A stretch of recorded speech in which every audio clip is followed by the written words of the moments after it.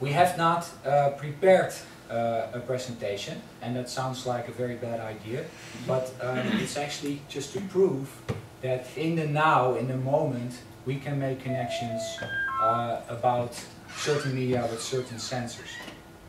So maybe we can just start, otherwise I'm talking and my voice is gone before we actually show something. Yeah.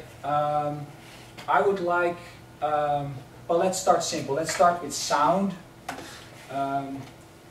And I would like to have a WII-mote, and let's just make a connection between the sound and the WII-mote. So I'd like to see the state machine.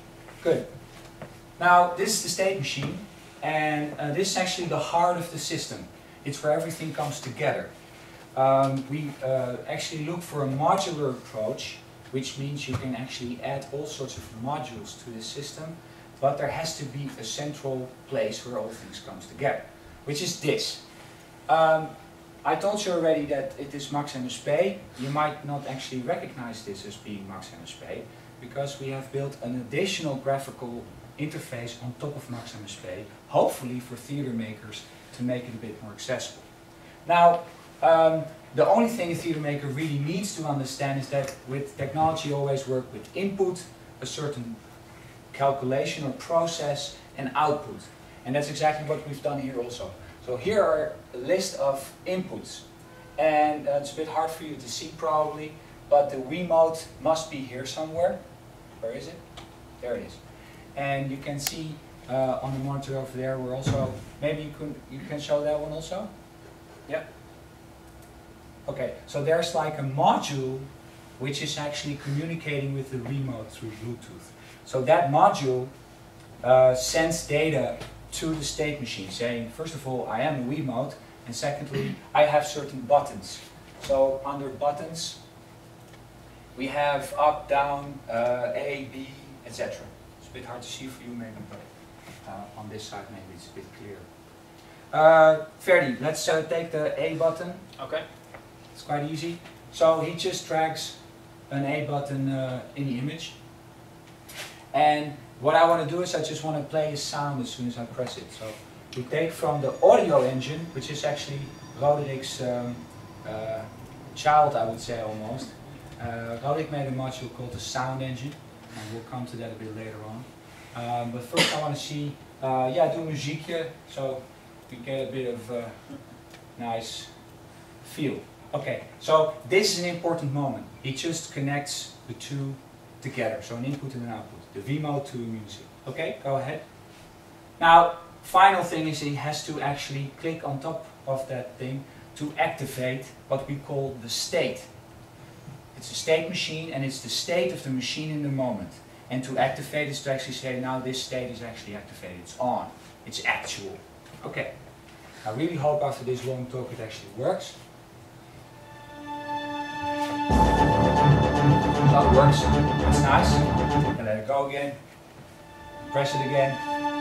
So what I at least have now is the ability to improvise, because if I'm an actor on stage, I can now decide when the music starts. And maybe now I want to have my monologue, and then retreat back and music comes in. We're now doing a simple loop. Of course you can also play where you stayed, so you continue. But I find it a bit loud. So maybe we can use this rotation for the volume. Yeah. Okay. Who doesn't know a WII-mote, by the way? The WII-mote is actually like a remote control, but it's made for a game computer called the Wii by Nintendo, and you can play little funny childlike games in a way. But of course artists saw the potential immediately. So what they did is they actually made sure that also a PC or a Macintosh can actually just talk to this thing. And it has a lot of interesting features because it has not only a lot of buttons, but it also has accelerometers, as that, well, in double Dutch is probably called. And it means that if I tilt or rotate actually the module, it can also send data. It says what the angle is right now. So that's what we're going to do. I want to have the roll in this case indeed to the volume of that same music. Now, if I press A, make it louder, and make it softer. This, of course, is already used a lot by people. VJs, for example, really love this stuff, or DJs, because they can really sort of perform with it. You know, they can load samples. And I even saw a guy who did sort of like a scratching module, so he could really be on stage and scratch with his own samples and stuff. So that's nice. I think that sort of proves that we can use this. We can also add in the same ease a video.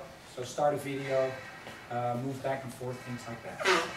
However, I'm standing here with this white thing in my hand, and theater is a bit, well, you're looking at me, so this is the image you get. I'm sorry. Let's say it's a medieval play. It's a bit strange if I'm in full costume and holding this white device, right? So the art is to sort of hide this device partly into the image of theater. Let's put some rain on it. And then I don't want it on the roll, I actually want it on the tilt. Yep. And connect it together. Maybe do it on the B button. Or did you already throw it away?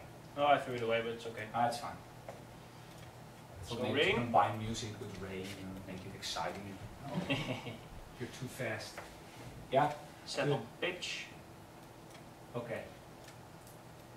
Good. And activate. We're connected. Now, B button. Of course, like this is raining, like this is not. And of course, it's not my idea. Actually, students came up with this a long time ago already. The art, of course, of theater is to make it theatrical. So in this case, it's not raining. Now it is.